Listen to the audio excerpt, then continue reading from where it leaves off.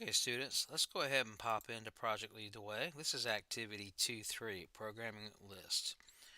All right, so goals: store and access data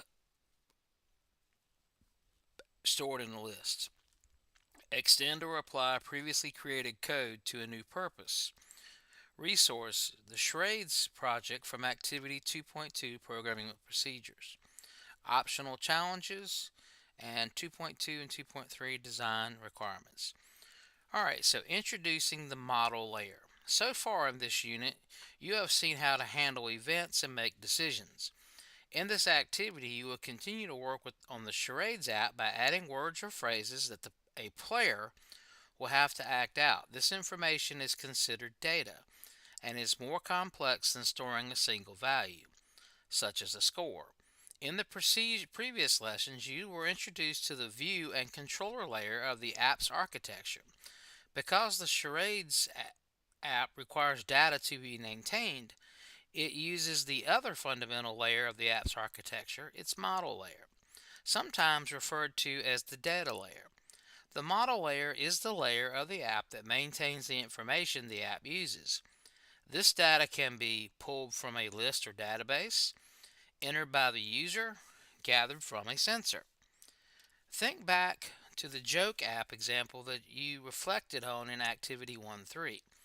Recall that app was designed so that each time the user touched the joke button, they received a funny joke. There are three layers in the joke app example. The view layer contains the UI component, such as the joke button, that users can touch. The controller layer contains the program that tells how to respond when a user touches the joke button. For this event, touching the joke button triggers the controller layer to display a joke on the UI, user interface. Reflection question: what is the model layer for the joke app example? Understanding lists. Think about how Charades app Think about how your Charades app will need to display words or phrases for the player to act out. How do you think this information should be organized in the program so that the app can be maintained and displayed? Or can be maintained and display this data when instructed? If you guessed a list, you are right. A list is an unordered collection of data elements stored and accessed in a program. Alright, so let's please watch this video.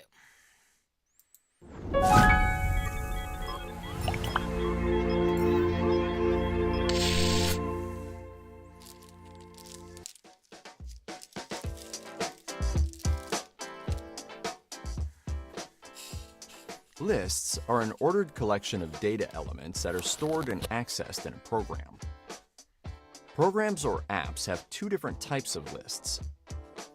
The first type, static lists, contain preset data within the app's program. This data doesn't change while the app is running.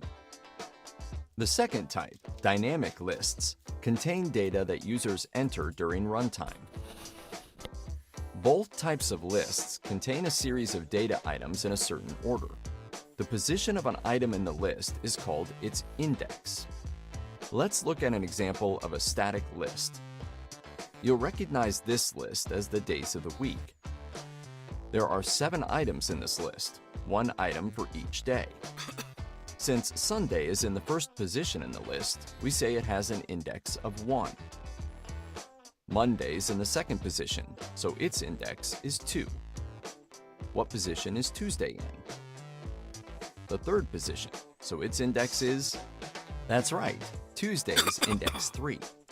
All the way to Saturday in the 7th position, with an index of 7. As a programmer, when you know the index of each data item in a list, you have the ability to access any data from the list whenever you need to use it in your program.